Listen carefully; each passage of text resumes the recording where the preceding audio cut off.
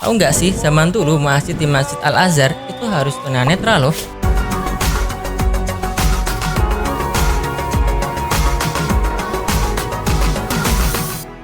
Berdasarkan catatan sejarawan Kiai Mesir Ali Mubarak Basha, Al-Azhar memiliki tradisi unik yang telah berjalan cukup lama, yaitu muadzin haruslah jadi pelajar yang tunanetra. Para muadzin ini diambil dari Rawak Al-Umyan, sebuah serambi di Al-Azhar yang khusus dihuni oleh para penyandang tunanetra. Ulama sepakat bahwa muadzin haruslah bukan orang yang tunanetra. Syafi'iyah mengatakan makruh, alasannya jelas.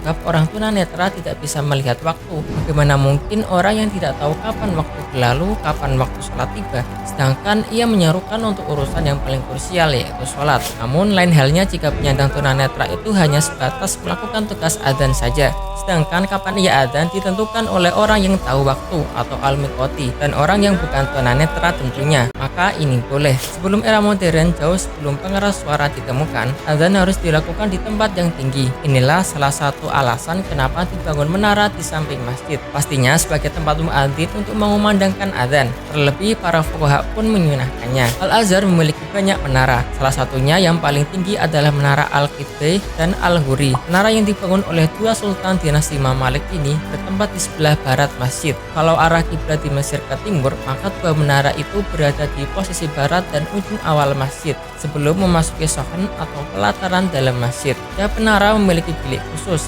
tempat di mana para muadzin singgah. Ia akan bergegas adzan jika mendapat aba-aba dari al-miqati. Selain tempat muadzin, menara ini juga sering digunakan khalwat para santri Al-Azhar. Di atap yang sama, Syekhul Islam Zakaria Al-Ansori menulis syarah Nadhum Bahjatul Wardiyah dengan judul Ghururul Bahiyah setiap Senin dan Kamis, sebagaimana dituturkan oleh Syekhul Islam pada Siti Sya'roni yang diabadikan dalam Tubaqatul Kubra. Di kawasan ini juga perumahan masyarakat sekitar tersusun rapi. Lantas, kenapa kok Al-Azhar pada zaman dulu mengharuskan muadzinnya tunanetra? Supaya orang yang berada di ketinggian, yaitu muadzin di menara tadi, tidak bisa melihat aurat atau hal yang sengaja ditutupi dalam rumah tetangga masjid. Selain alasan tersebut, disebutkan bahwa muadzin tunanetra juga sunnah. Sebab Rasulullah SAW menunjuk Ibnu Ummi Maktum, salah seorang sahabat penyandang tunanetra, menjadi muadzin tetap selain Bilal bin Rabah, Abu Mansur, dan Sa'ad Al-Quradi. Nah, kalau misalnya ini diterapin di masa sekarang, gimana menurut kalian? Tulis di kolom komentar ya.